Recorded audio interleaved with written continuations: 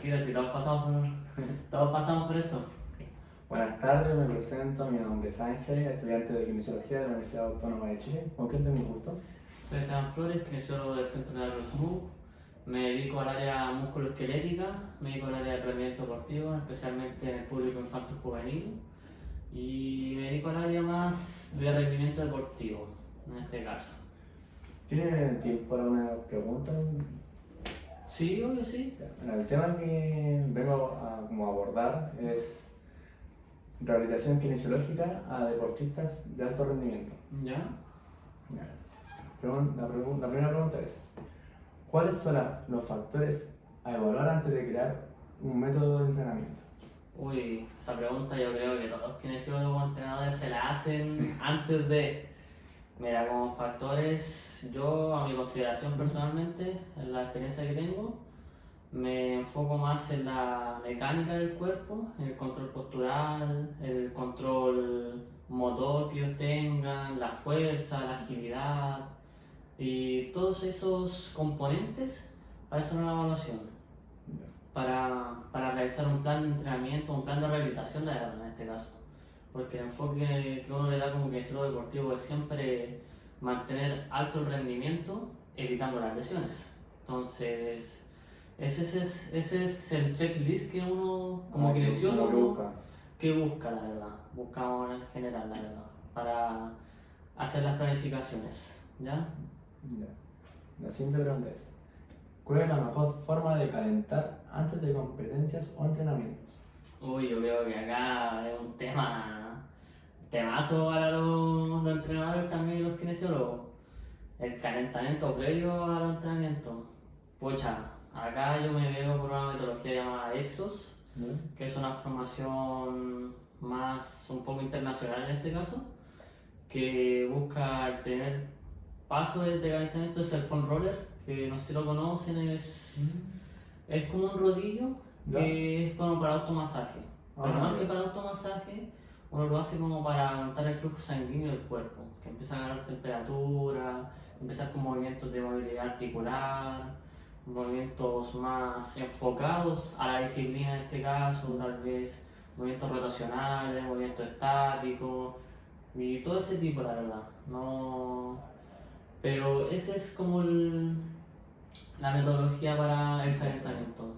O para no ir tan al choque y al tiro pesado. Claro, nunca se recomienda que el deportista o el paciente vaya a su terapia o a su sesión de entrenamiento en frío, como se puede decir. Pues se recomienda que vaya con un aumento de temperatura, una frecuencia cardíaca óptima. Por lo general hay disciplinas que uno manda a trotar previo, antes de entrar, como el fútbol, bueno, el patinaje artístico, que es un área que me dedico yo, que me ha tocado. Entonces realizamos ese tipo de calentamiento, movilidad articular, foam roller, un poquito de dar la frecuencia cardíaca, y así, ejercicios de estabilización para la zona media y todo ese tipo de estructura.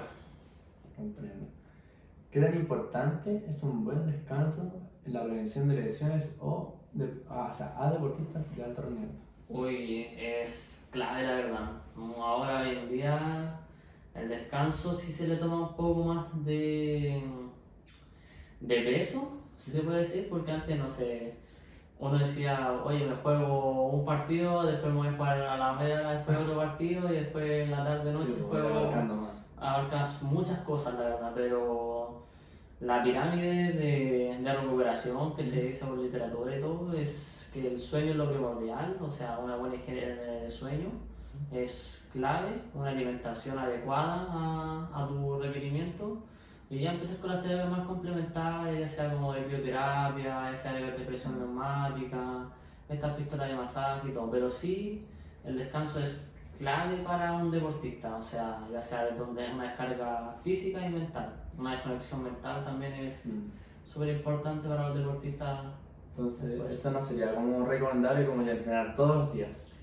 Se recomienda, hay gente que sí se puede entrenar todos los días, de disciplinas que se entrenan todos los días, pero sí tienes que tener como planificado tus sesiones de entrenamiento, o sea, de cuánto van a ser, de 1 hora, 2 horas, vas a enfocarte en una sesión de fuerza, una sesión más de estabilización, una sesión más de potencia, una velocidad. Entonces, eso es lo importante, o sea, planificar acorde a lo que requiera el deportista o la persona, porque no es lo mismo planificar para una persona que esté, que su competencia esté en 4 meses a alguien que va a competir en 2 semanas. Sí. Entonces, ahí es un poco el juego que tenemos que ir haciendo Como para- en el día a día, o si la persona viene sin dolores o están abarcando lesiones o molestias físicas. Entonces, es todo. como un conjunto de cosas que... Exacto, o sea, tenés que ir viendo sesión a sesión, ¿ya? Entonces, es súper clave eso, la verdad.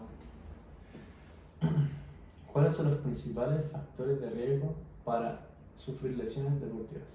Uy, los principales factores de riesgo son la multilateralidad en este caso, que puede tener el deportista. O sea, pasa que hay, bueno, el público amigo yo infanto juvenil, muchas veces los niños se dedican, no sé, a una disciplina y en el colegio juegan otra disciplina y en la casa por su actividad o su recreacional hacen otras cosas. Pues entonces, abarcar muchos deportes, muchas actividades en conjunto es un factor de riesgo porque te saca, o sea, no es lo mismo que un niño que juegue fútbol a que después vaya a un taller de karate y después vaya a hacer skate. No, son deportes muy distintos, tienen mucho riesgo de lesiones en su propio ámbito y todo. Entonces, esos son los factores. Otros factores son las fatigas musculares que puede tener la persona y los desbalances musculares que tiene.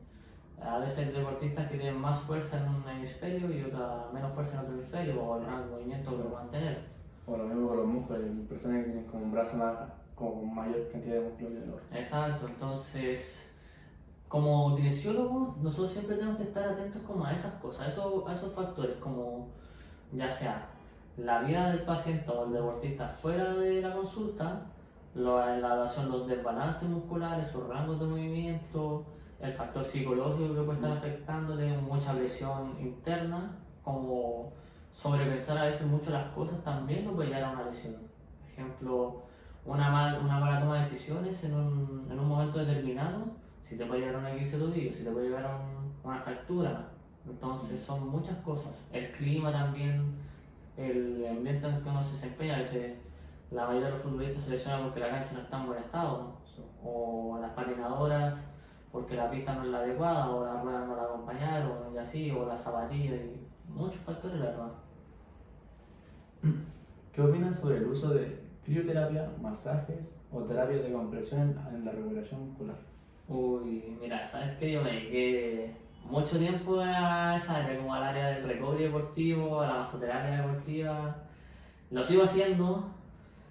No siento que sea malo, pero sí es un complemento. No es la solución para las personas, pero es un complemento para la terapia, que te puede generar una adherencia a tu paciente, o si lo sabes utilizar a tu favor, sí te puede ser beneficioso. La bioterapia se dice que es un efecto antiinflamatorio que puede tener el cuerpo, el músculo se inflama después del ejercicio, después de las sesiones, entonces, ¿qué te genera? Un efecto antiinflamatorio, autoinmune también, se dice ahora que se genera la bioterapia, la resistencia mental que te puede generar. Entonces, yo creo que esas terapias sí son útiles, pero como complemento a lo que uno hace como kinesiólogo en su día a día, más que nada.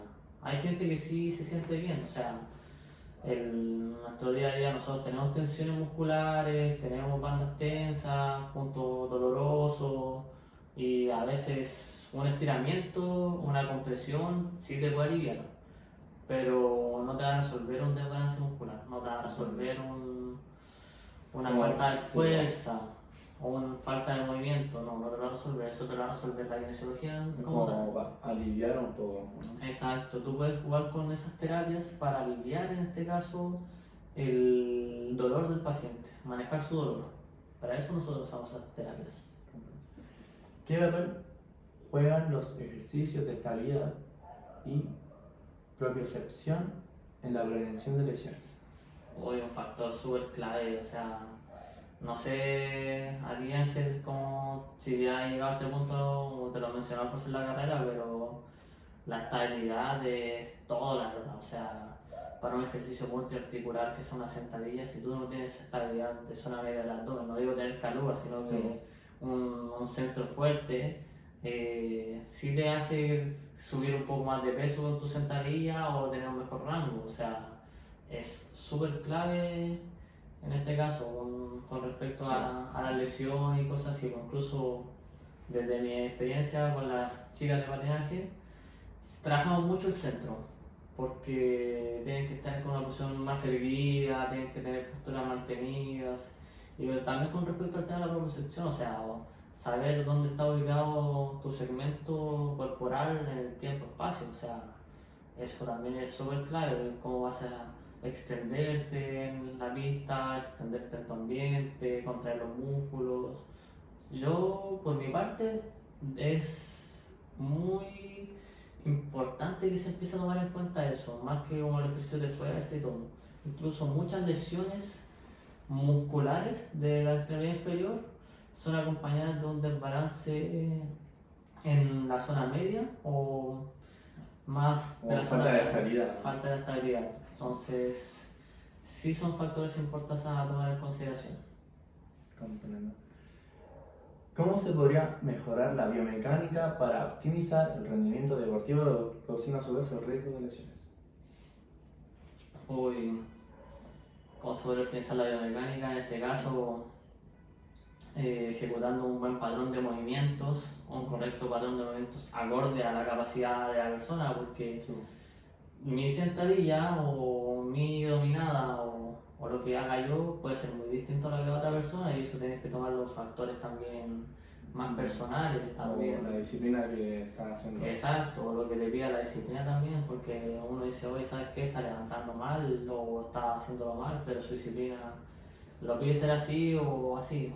Hay un margen, o sea, hay un espectro que te dice esto es lo correcto, pero si tú lo ves en tu día a día, próximamente como kinesiólogo o como deportista, tú te vas a dar cuenta que no todos se ejecutan el ejercicio como tú crees que es. Entonces, lo importante para esto es como guiar bien al paciente, guiarlo bien, acompañarlo, explicarle Como el tema, como esto te ayuda a esas cosas así. como la correcta ejecución, a eso voy. Tienes que hacer la correcta ejecución acorde para él. O sea, tienes que entender que una sentadilla de una persona de 60 años no hace la misma de un niño de 20 años. Entonces, optimizar su mecánica lo puedes hacer, pero también tienes que entender que esa persona a lo mejor tiene el fémur más corto, un fémur más largo y así. Entonces, es una variante. Pero para responder eso tienes que ser un buen coach, un buen guía, un buen ejecutor para mejorar la biomecánica. Y abarcar sus desbalances nomás, pues. O sea, si tú ves que está activando, no sé, un músculo antes que otro y el ejercicio te pide que sea al revés, que active primero este músculo y está activando el antagonista, entonces... Va a ser más complicado. Exacto, tú tienes que fijarte bien en eso, tener tu ojo clínico bien claro, la verdad. Sí, ahorita no están dando eso. Sí. ¿Qué lesiones o no sé, dependiendo de la disciplina, esto ha sido como más complicado o te ha llevado más tiempo como poder rehabilitarla? Uy, mira, sabes que cuando empecé, la lesión más difícil que vi fue un labro, una lesión en nivel de cadera. Cadera me costaba en su momento porque me dediqué como hace 2 años con el entrenamiento con la chica de patinaje artístico, me perfeccioné tal vez un poco más, estudié un poco más respecto a su disciplina, pero sí fue una lesión difícil de abarcar, ¿ya? Pero creo que esa ha sido como una de las lesiones más difíciles, por lo menos en mi carrera, rehabilitar. Ahora ya, a la altura de mi vida, sé cómo manejarlo, pero eso lo da la experiencia. O sea, vi muchas lesiones, tuve que aprender, me equivoqué, mejoré y todo. O sea, y siempre respaldándote con autoestudio, tal vez de un paper científico o cursos. De lo que va a Exacto, entonces esa es la lesión más difícil que me tocó en ese momento. No ha tocado, no como con deportistas que, no sé, ya están con con lesiones ya crónicas y tienen que seguir en su deporte, Sí. en su disciplina. Sí, me ha tocado. Incluso para nosotros los kinesiólogos, a modo personal, no sé, o por lo menos lo que veo en mi generación, es que los pacientes con dolores crónicos son los más difíciles de rehabilitar. Más difíciles de rehabilitar. Más que una persona que tenga una fractura, cosas así. La persona que tenga un dolor crónico ya pasa a ser más allá de lo físico, va a ser algo mental. Entonces, sí me ha tocado rehabilitar contra el tiempo a un deportista y gracias a Dios lo logramos bien, o sea, pero fue un complemento del equipo de trabajo de acá del centro, o sea, hicimos una rehabilitación física correspondiente y lo ayudamos con otras técnicas Aparte, sí. aparte, como más invasivas, tal vez cámara hiperbárica, usamos también fisioterapia invasiva y todo. Pero sí me ha tocado ir esa presión del deportista que necesito estar bien para mañana. Ah, ya. Pero, no sé, un ejemplo, o sea, en patinaje artístico o una persona que practica fútbol ya como a nivel equipo, como que no es como una charla o cosas así, sí tienen como, no sé, como ciertas lesiones ya en tu caso los tobillos, porque me imagino que en esos tipos de deportes los tobillos es importante. Claro. ¿Cómo lo podrías como abarcar de una mejor manera para que la persona pueda, no sé, al día de mañana seguir? Porque hay muchas lesiones como que si no las cuidas al tiro se te vuelve crónica. Pucha, realmente es una atención temprana en este caso, o sea, si el de 15 fue ayer, ojalá poder realizarte en un mismo día o tal vez al día siguiente, pero claro, para abarcar esa lesión, para poder recuperarla de una mejor manera lleva tiempo, también depende del grado de la lesión, o sea, si son de 15 grado 1 o grado 3, los tiempos de recuperación son súper distintos, entonces es un tema de cargas progresivas, tienes que ir progresivamente mejorando tus sesiones de kinesiología o entrenamiento, pero todo va progresivo en el tiempo, ojalá. Ustedes trabajan como con, así como, aparte de como ya de las terapias ya que me describiste en su momento, trabajas como con electricidad, esas como tipo, como chupones, ¿qué se dice? Como el TENS, como la ventosa y cosas así. Sí. Mira, acá por lo general centro no usan tanto TENS. A veces se usan para el manejo del dolor, para otro tipo de terapia. Y la ventosa y esas cosas que hablamos previo también se usan. Pero como te digo, son complementos a lo que nosotros hacemos. Pues, son efectos placebo para el paciente. No te digo que esté bien o mal, o sea, hay gente que solamente un masaje ya le baja la percepción del dolor un 5, o sea, lo psicológico. exacto, entonces, como te digo, se usan pero tampoco es como lo primordial. La pirámide de la rehabilitación eso está como en la punta, po. La base son otras cosas. Bueno, muchas gracias. No, de nada, Ángel, un gusto. Igual.